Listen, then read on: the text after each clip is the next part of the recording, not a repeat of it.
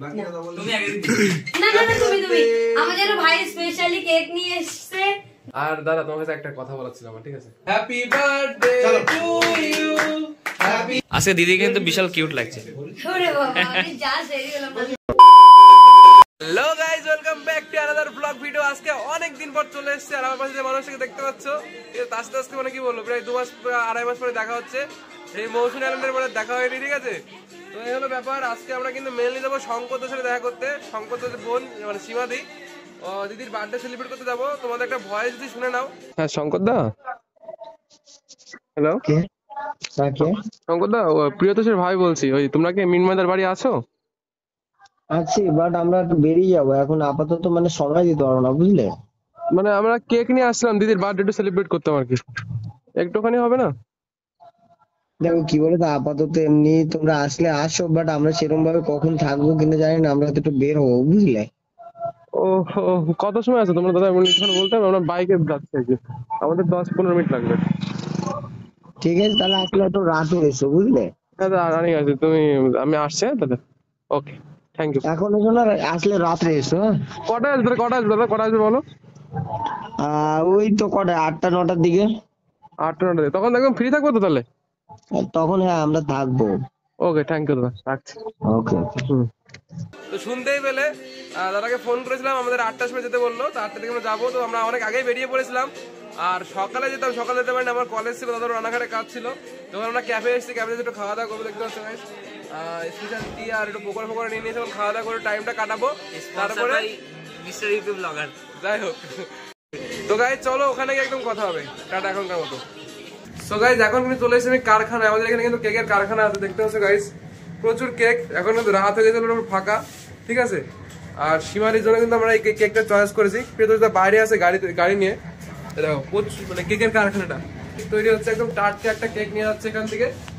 আর এটা পছন্দ করলাম, দাদা গাড়িতে আসার নামলো না। তো চলো কেক টেক নিয়ে নি, আর ডাইরেক্ট একদম কথা হচ্ছে ওখানে গিয়ে। 1 hour later. আমরা কিন্তু এখন ঢুকছি মিনময়দার বাড়িতে। এখানে কিন্তু শঙ্কর তারা আছে, সীমাদি সবাই আছে। এখানে আমার নাম যোগ্য চলছে, তো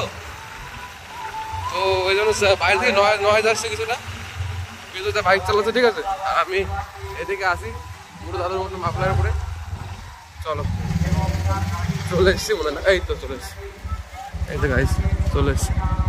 A few minutes later.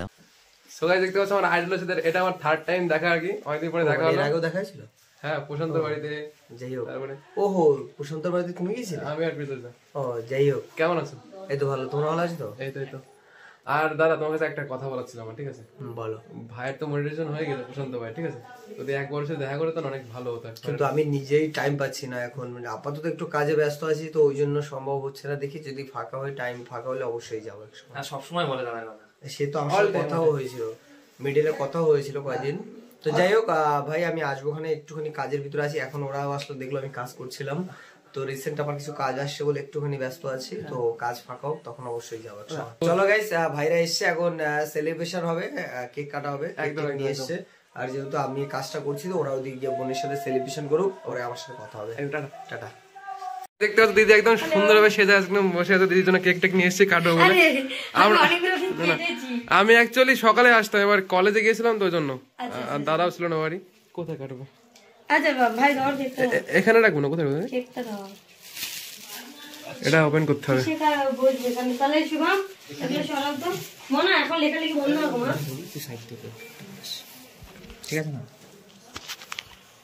ওটা আমি হাতে নেবো না, দাঁড়াও, নির্ময়কে রাখা হবে। নির্ময় কোথায় গেছে এখন?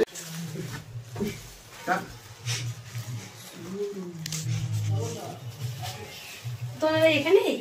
না, আমাদের 10-12 কিলোমিটার দূর থেকে। কোথায়? 10-12 কিলোমিটার হবে কেন, বেশি। আজকে দিদি কিন্তু বিশাল কিউট লাগছে। ওরে বাবা আমি যা সেরি হলাম, তোমাকে দেখতে ঘুমাচ্ছি, কি দারুণ সুন্দর লাগছে। Happy birthday, happy birthday.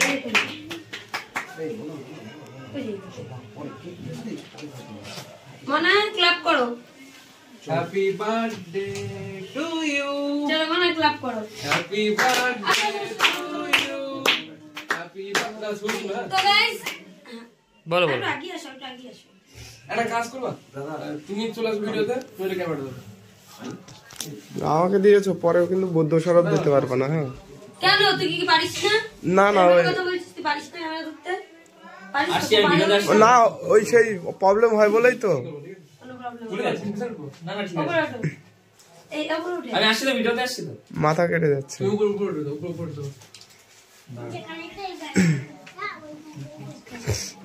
ঠিক আছে ঠিক আছে, পাটা যেন না আসে ব্যাস এরকম। তা ওভাবে তাহলে কি করে নেবো?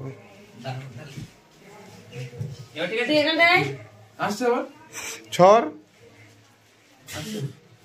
হ্যাঁ এবার আসছে। তাহলে ওখানটা আসলেই হয়ে যায়।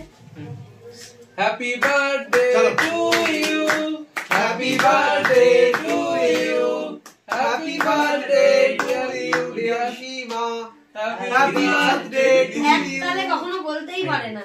একতালে আমি তো আমার মতো বলি, বাকি না বলে। তুমি আগে না না না, তুমি আমাদের ভাই স্পেশালি কেক নিয়ে এসেছে দুজন মিলে।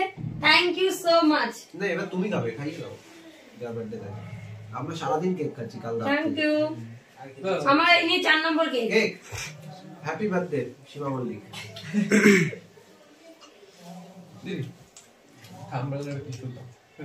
এই কেক খানা হে, ও না না মা। এই নে, আমি খাচ্ছি। তার আম ও, আমার কেক। এ আম